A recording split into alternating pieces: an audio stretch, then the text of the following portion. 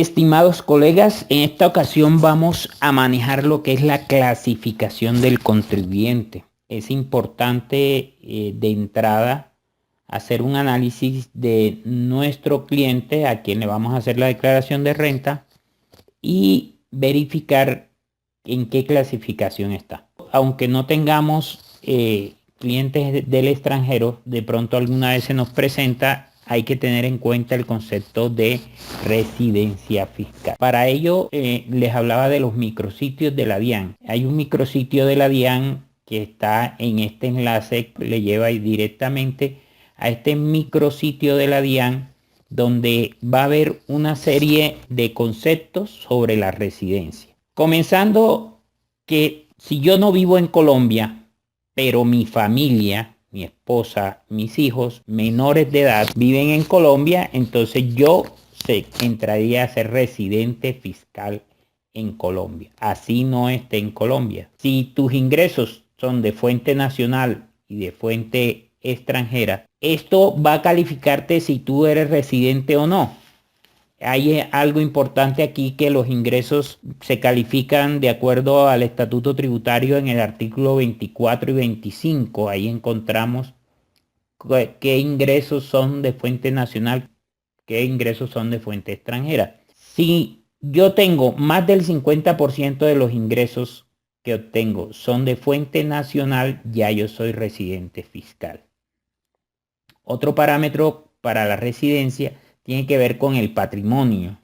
Si yo tengo bienes, vehículos, propiedades y demás, tanto en el extranjero como acá en Colombia, y eso lo define el estatuto tributario en el artículo 265 y 266, si yo tengo más del 50% de mi patrimonio está en Colombia, yo soy residente fiscal.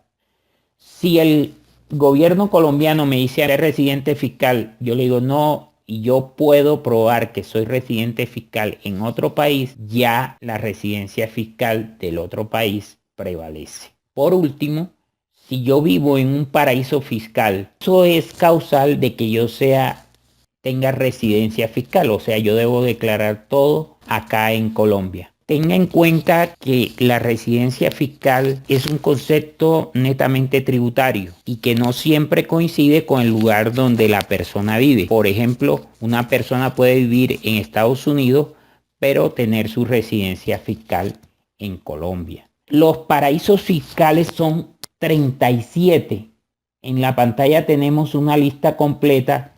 Ahora hay que tener en cuenta que el contribuyente, mientras esté vivo, no hay problema, él presenta su declaración. Al momento de fallecer ya entra a hacer una sucesión ilíquida, que es un término que oímos, declaración de renta de persona natural o asimiladas o sucesiones.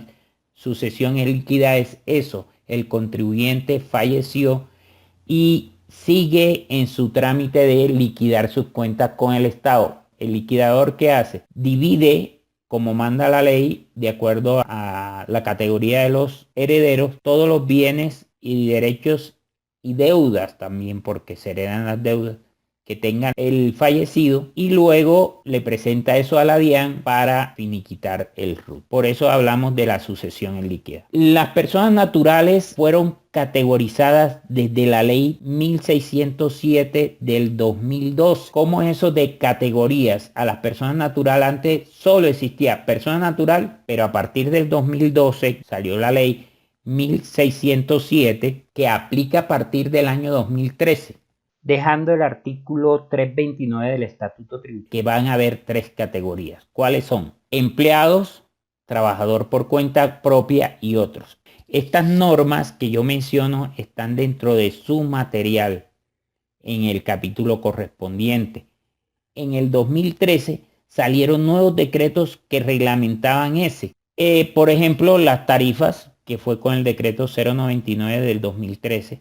Luego de ese, en el 2013 salió el decreto 1070, que, entre otras, la manera como yo debo solicitarle a quien le preste el servicio, decirle, yo estoy en la categoría de empleados porque cumplo esto y estos requisitos.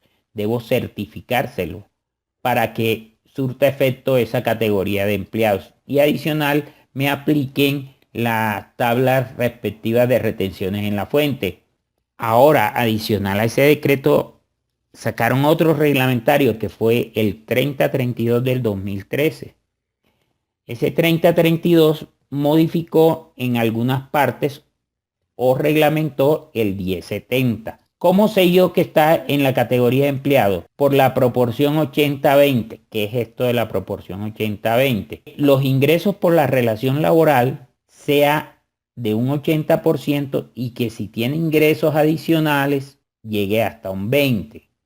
Adicional, los empleados deben prestar sus servicios de manera personal, tener una relación legal independientemente como se llame, ya se llame contrato de obra a destajo, contrato de prestación de servicios, se llame contrato laboral, que exista una contraprestación económica y que no se utilicen herramientas especializadas, ya sea o no que yo haga el respectivo aporte de manera personal o lo haga con quien estoy contratando. Los aportes para fiscales, que es salud, pensión y demás. Ahora, trabajadores por cuenta propia. Esa categoría, resumiéndola, dice que tú debes tener ingresos por actividades del capítulo 2 del título 5 del libro primero del Estatuto Tributario. Si tú tienes esas actividades que dice ahí, ¿cuáles son estas actividades? 16 actividades que tenemos en pantalla. El Estatuto Tributario en el artículo 340, cuando habla del impuesto mínimo alternativo simple, que es el IMAS, para trabajadores por cuenta propia, dice, el trabajador por cuenta propia debe desarrollar una de estas actividades. Si tu cliente tiene una de estas actividades, lo más probable es que sea trabajador por cuenta propia. Eso quiere decir que debo tener en cuenta el artículo 3 del decreto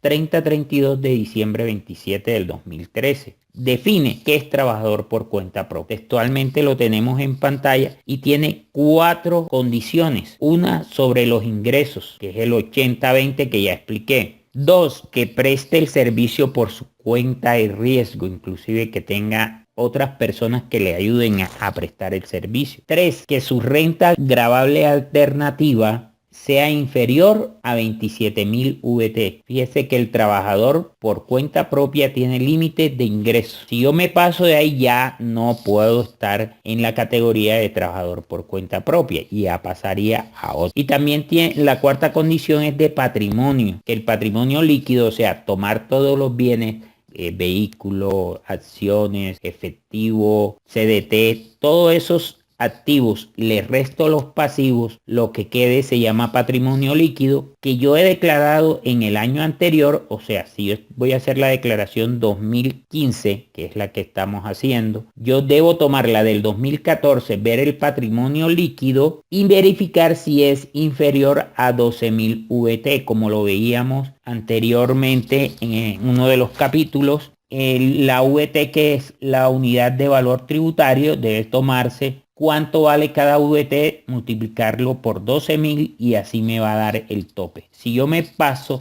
de aquí, yo ya no voy a estar en trabajador por cuenta propia. Adicional a esto, el artículo primero de ese mismo decreto nos dijo qué es cuenta y riesgo propio. Tiene aquí definido en 2 numerales, que este es el primero, que tiene 4 condiciones. Si usted evalúa su cliente y cumple con esto, ok, estoy en trabajador por cuenta propia. Si no, debo pasar a otros. Aquí tenemos el primero y veamos el segundo, que también tiene 3 condiciones. Como se puede observar, el asunto es un tanto complicado porque se debe determinar si el servicio prestado por cuenta y riesgo propio es así y luego mirar si se cumplen otras condiciones establecidas por el artículo 3 y debe cumplirlas en su totalidad. Donde falte una, ya paso a ser categorizado como otros. ¿Quiénes son los otros o qué categoría tienen los otros? Simplemente los que no se categorizan en empleados o no categorizan en trabajador por cuenta propia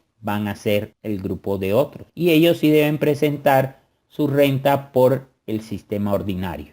Ahora vamos a ver qué formularios debo utilizar yo para presentar la declaración de renta, año 2015.